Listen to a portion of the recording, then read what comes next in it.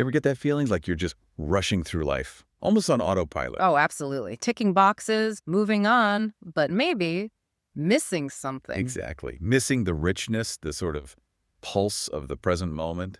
It Yeah. feels pretty common these days. It really does. So today we're diving deep into something that feels like a real antidote.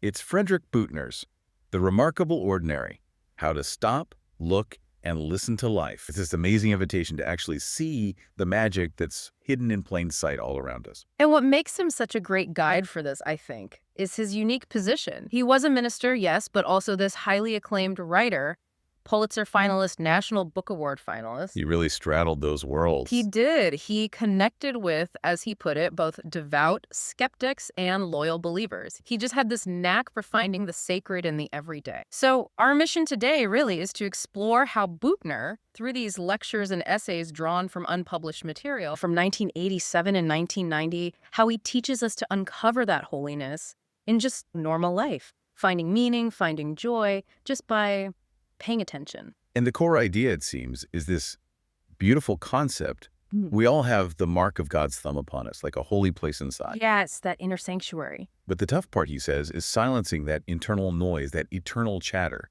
long enough to even find it. It's so true, that constant inner monologue. Makes me think of that old hymn, Be Thou My Vision, that yearning to live from that quiet, centered place. A deep longing. Okay, so let's start unpacking this. Buechner points to art as a way to cultivate this attention. What's maybe the most surprising way he thinks art shifts our perception? The surprising thing is how closely he links art and religion. He argues they operate in really similar ways. Both basically get us to stop and truly see. Stop and see. Okay. Take literature, even something really concise like haiku. He talks about Bash's famous one: an old silent pond. Into the pond a frog jumps. Splash. Silence again. I know that one. Very simple. Exactly. Common language, ordinary subject. But Buechner says its genius is how it just frames that single moment. It makes it visible, makes it real. It's just you experience it, not just think about it. Precisely. You don't just name it out of existence, as he puts it. He suggests all literature, before it does anything else, is saying, hey, be mindful, stop what you're doing, and just notice. That's powerful. Experience, not just analysis. Yeah. And painters, they literally frame moments, don't they? They do. You mentioned Monet's haystacks. Yeah, just haystacks, but the paintings make them shimmer. They have this suchness. That's a great word for it. Revealing the miracle in the ordinary. And Rembrandt, wow, he takes it even further. Buechner talks about a Rembrandt portrait of an old Dutch woman on an unremarkable face, wrinkles, missing teeth, the kind of face we might just glance past. Sure. But Rembrandt's gaze, his framing, it jolted Buechner into seeing her remarkably. So much so that her face, he says, somehow becomes all faces. You see the universal humanity there. That makes you think, why don't we see like that more often? Buechner's point is we tend to see what we expect to see rather than what's there. He even mentions psychology experiments, candid camera gags, Oh, yeah. like people not noticing a car with no driver or a flower sipping Coke because it's just too unexpected. We filter out the extraordinary. So the artist is saying, See what's really there, not your assumptions. See what's truly present in your life. See yourself. See each other. okay, so we have framing moments in literature and painting. Yeah. What about music? How does that fit into stopping, looking, listening? Music, for Buechner, tunes us into time differently. He brings up the Greek ideas. Chronos, that's clock time. Quantitative. TikTok. Right. And Kairos, that's qualitative time, meaningful time, moments that have weight. Music, he says, asks us to pay attention to the quality of time, to the Kairos time. How does it do that? Think about composers. Bach, he suggests, gives us the grandeur of time. Mozart, maybe the poignance of time. Music helps us keep time in a deeper way. Keep time, meaning stay connected. Exactly. Stay connected to the whole spectrum, the sadness, the joy, the wonder, the fear, the emptiness, the fullness of our own lives. It's about listening to, quote, the music of your own life. The sound of voices Wow. or everyday noises. Yeah, voices of loved ones, or even just the slamming of the screen door. Yeah. He uses this beautiful image of a river. When the surface stills, you can finally see the depths. Music helps us do that with time. Look deep into time. I like that. He even touches on ballet, how it combines time and space to urge us. Listen to this time, right now, and look. It sounds like this isn't just about appreciating art, but weaving that way of seeing into our actual lives. Absolutely. He tells the story on himself. Driving through Wallingford, Vermont, he drove through it countless times, but was always so lost in his own head, his inner dialogue, that he didn't even notice he was passing through, couldn't recall the place at all. It shows how easily we miss everything. So the call's really direct then. Very direct. Stop and see. Become more sensitive, more aware, more alive to our own humanness. And doing this gives us, what did he call them? X-ray eyes. Yeah, X-ray eyes. Seeing beneath the surface, he points to characters like Holden Caulfield in Catcher in the Rye, seeing past the phoniness, Right. or Seymour Glass in Salinger's other stories, telling Franny to shine her shoes for the fat lady in the audience because he says, it's Christ himself. Whoa. That's intense. It is. And there's this incredibly jarring C.S. Lewis anecdote about a minister who met Hitler and said he looked like Christ. It's about seeing that divine spark, or maybe the potential for it, even in the most unexpected, even disturbing places. So this whole practice, look, listen, it's not just mindfulness. It's what biblical faith is saying almost before it says anything else. According to Uh-huh. Buechner, it's foundational. That's a really strong connection. And he actually contrasts this biblical view with, say, Eastern religions like Buddhism or Hinduism. He does, and it's quite pointed. He suggests that while some Eastern paths might see the world as an illusion, something to escape to reach nirvana, Christian faith, he argues, says the opposite. It declares creation is of enormous importance. Why? Because God created it, God sustains it, God speaks in it, and God entered it in Christ. So the world isn't something to escape, but something to pay attention to. Exactly. Pay attention to it. Yeah. It is crucial because it's here in this world that transformation happens. And this paying attention links directly to the prophets in the Bible. Definitely. Think of Amos railing against the rich, ignoring the poor. He was basically shouting, pay attention to this injustice. Or Isaiah, watching the nation's politics, seeing God's hand moving in history. Buechner even sees history itself as potentially prophetic, like the Tiananmen Square protests a glimpse of something precious trying to emerge. And the Psalms, he says, point us toward epiphanies in your own life. Those moments when God speaks directly to you. Think of Psalm 23, Still Waters, Valley of the Shadow. These aren't just metaphors. They're real experiences in our lives that demand our attention. Which brings us straight to Jesus' teachings, focusing so much on attention and love. Absolutely central. When Jesus says, consider the lilies of the field. Matthew 6, how they grow. They neither toil nor spin. Yet, I tell you, even Solomon, in all his glory, was not arrayed like one of these, that and the parables, lost coin, lost sheep. Buechner sees these as direct commands. Pay attention to these things. And the greatest commandment, love God, love your neighbor. Fundamentally about attention, too. Loving God means to stop and watch and wait for him, to be mindful, open to his presence. Buechner brings this alive with his own stories. He really does. That manger story on Christmas Eve. Tell me about that one. He was feeding his neighbor's sheep, just going through the motions, feeling hassled, and then suddenly it hit him. The world is a manger, where God is being born again and again, right there in the ordinary. And another time at SeaWorld, of all places, watching the killer whales, he and his family were moved to tears. They caught this glimpse of the peace of God, of Eden, he calls it. Man, beast, nature, hope, all dancing together. Those moments are powerful. But he admits, loving your neighbor, that's the really hard part. Requires a different kind of seeing. It really does. To love your neighbor is to see your neighbor, he says flat out, meaning really see them, beyond just recognizing them. He tells a story about an old woman. Yeah, this sallow, hollow-chested, grim-looking woman at church. He dreaded visiting her, felt obligated, but when he did, something shifted. He says he fell in love with that old woman by grace, and it enriched his life immensely. Grace, enabling seeing, enabling love. Exactly. But he's honest about failing, too. He tells another story about avoiding asking a man, how are you? Because he knew the man was suffering terribly, and Buechner just dreaded hearing the honest, painful truth. That's relatable, unfortunately. It is, he admits, only a saint could do it all the time, but the call is clear. We need to do more than we do. So this seeing isn't just observation, it's wrapped up in imagination, empathy. Precisely. We're meant to see each other as Jesus sees us, framed, he says, in the frame of love. Like that scene he mentions from All in the Family. Yeah, where Meathead hugs Archie Bunker, this guy who's always antagonizing him, and says, you thought I hated you, but all the time I loved you. Buechner calls that an incandescent moment. Love just breaking through the noise. And he brings it back to Exodus. We are all God's peculiar treasures. That's the frame. The mystery is that we're made in the image of God. We bear his mark upon us. And true art, true religion, they connect us back to that holy part of ourselves.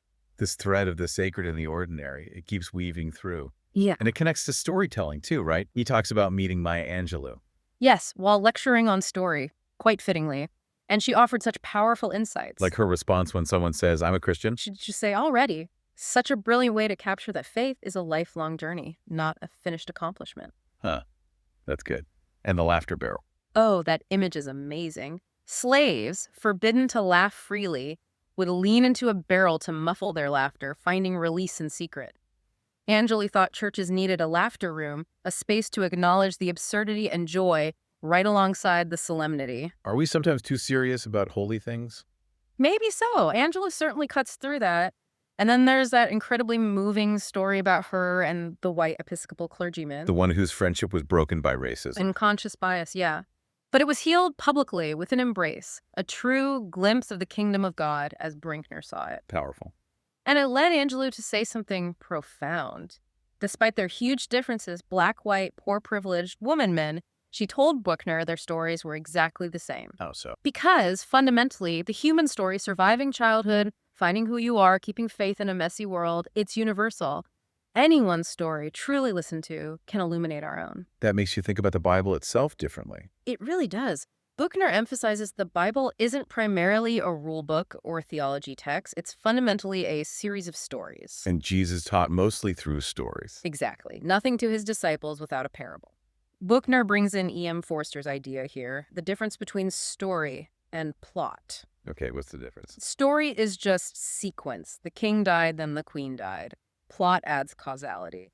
The king died, then the queen died of grief. Plot implies, as Buechner puts it, a because, a cause and effect, a shape, a getting to someplace. So telling our own story in a religious way is like finding the plot. Yes, it's affirming that there is a plot to one's life, that things aren't just random, they're potentially leading somewhere meaningful, guided by grace. He definitely found that in his own writing. Oh, absolutely. He talks about a dream where he's in a hotel room named Remember. The implication, to remember deeply enough is to remember God, to remember Eden, that original connection. And his character, Leo Beb. Beb. The religious con man who was also somehow a saint, a life giver. Writing Beb was huge for Buechner. It let him be funny in books, but more importantly, it let him expose myself, tell the truth about his own life, his own struggles and faith, to himself and his readers. So the writing itself was part of finding the plot. Yes. He said it revealed cracks in the ground of my life through which I was able to glimpse the subterranean, life-giving grace of God. Writing was his way of listening. And so much of that truth-telling, that glimpsing grace, seems rooted in his own very personal story, which he shares with such vulnerability. He really does. His childhood sounds quite difficult, anxious, lots of moving, parents arguing. And then the tragedy with his father. Yes, his father's suicide when Buechner was only 10. It became this deep secret that we simply never told. He carried that shadow for decades, only really crying about it 50 years later. That's a long time to carry something.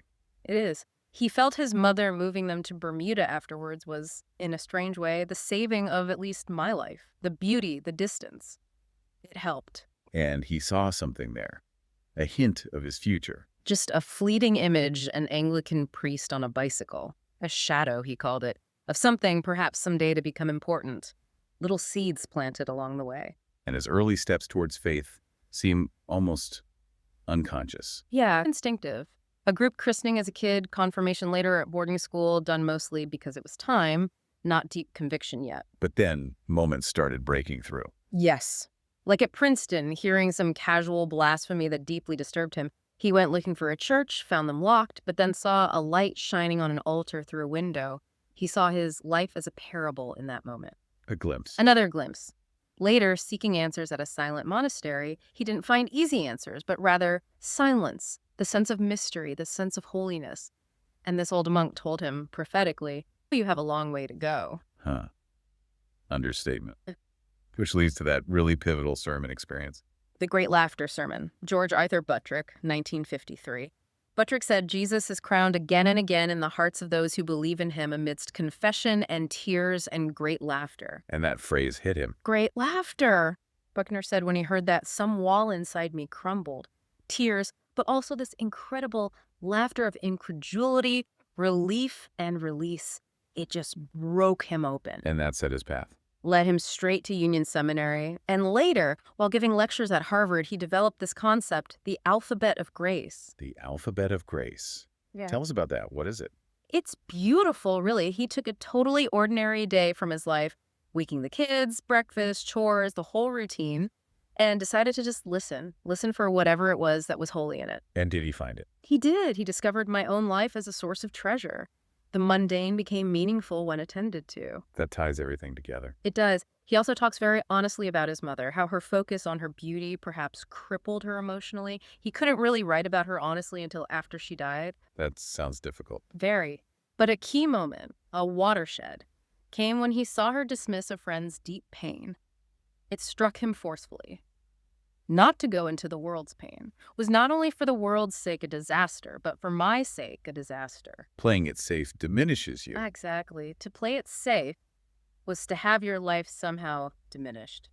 It was a call to engage, to risk feeling. And that engagement led him toward his own healing journey, too. A profound one. He writes about his oldest daughter's struggle with anorexia.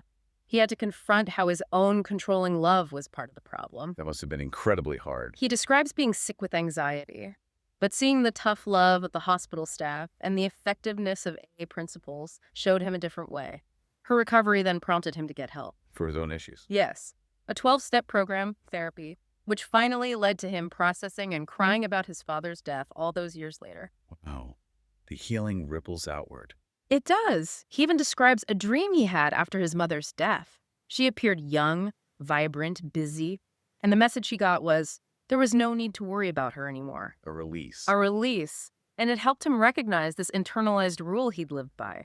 You have no right to be happy unless I am happy. Seeing that freed him. Which connects to that Dostoevsky quote he loves. Through Father Zosima. Anybody who is completely happy can be sure he's doing God's will on earth. Buechner really took that to heart. We're called to be happy, he insists, not only for our own sakes, but for everybody's sake. So this brings us towards the end of his reflections, thinking about peace, our inner hungers, and those everlasting arms.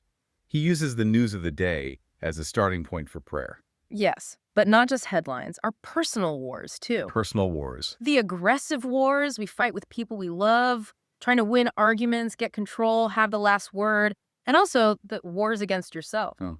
Self-criticism, regret. Right. He tells about winning a fight with his daughter over a trip, getting his way, but realizing it was a hollow victory because he denied her joy. It makes you question what winning even means in relationships. And he quotes Hopkins. Gerard Manley Hopkins. My own heart let me more have pity on. A beautiful plea for self-compassion amidst those inner battles. So where does he find actual peace then in his search? Sometimes in unexpected moments. He tells about blurting out, I love you, to his difficult sister-in-law. He said it just came out spontaneously. And what happened? It changed the world, he said. Tears, connection. It fundamentally shifted their whole relationship. A single act of love creating peace. Amazing. He also found that Ken Burns' Civil War documentary scene incredibly moving. You know, the one where decades after Gettysburg, aging Union and Confederate vets reenact Pickett's charge? Yes, I remember that. But instead of fighting, they just met in the middle, embraced and wept, recognizing each other not as enemies, but as fellow humans, friends even, a powerful image of reconciliation. It really is. And he connects this need for peace to our deeper needs like hunger and homelessness. He does. He talks about literal hunger, obviously, but also our hidden hungers. Hunger for connection, for silence, beauty, holiness, for God. And homelessness. Same idea. There's literal homelessness, tragically widespread, but also this inner sense that we can't ever be truly at home in the world until there's some measure of real peace for everybody, until everybody has a home. That's a challenging thought. It is, and he quotes Jesus from Luke's gospel. Woe to you who are rich, woe to you that are full now, for you shall hunger. A reminder to stay aware of our own inner poverty and neediness, not just material wealth. And what about joy? That seems harder to pin down than peace, maybe. It's more elusive, perhaps. He loves Tolkien's phrase for it, joy beyond the walls of the world, poignant as grief, that feeling you get in fairy tales during the sudden joyous turn. A sudden shift towards hope.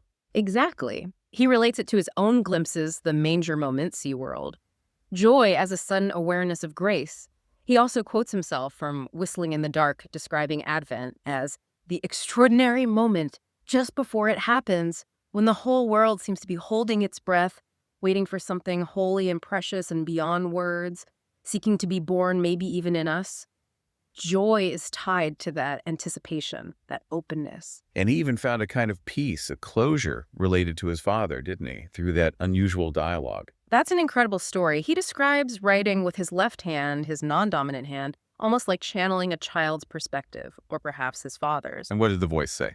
In this childlike scrawl, the message was simple and profoundly comforting. There's nothing to worry about. I know plenty, and it's all good. I will see you again. Be happy for me. Wow. Regardless of where it came from. The peace it brought was real. It leads him to quote George MacDonald, another writer he admired deeply. I would rather die forevermore believing as Jesus believed than live forevermore believing as those that deny him. Powerful statement of faith as ultimate meaning. So what's the final image Buechner leaves us with? The ultimate grounding. It comes from a meditation experience. He felt his body simultaneously like dead weight and yet live weight, supported, as if, he says, held in those everlasting arms. He quotes Deuteronomy. The eternal God is your dwelling place, and underneath are the everlasting arms. Underneath everything. That's the core. Joy, for Buechner, isn't just happiness. It's knowing that underneath it all are the everlasting arms, knowing it from your stomach, he says. A deep, intuitive, embodied trust. What a rich journey through the remarkable ordinary. It really boils down to that simple yet utterly profound call to just stop, look, listen. To the everyday miracles, the quiet whispers of grace, the plot unfolding in our own lives. It's about finding the sacred right here, right now. So maybe the thought to leave with is this.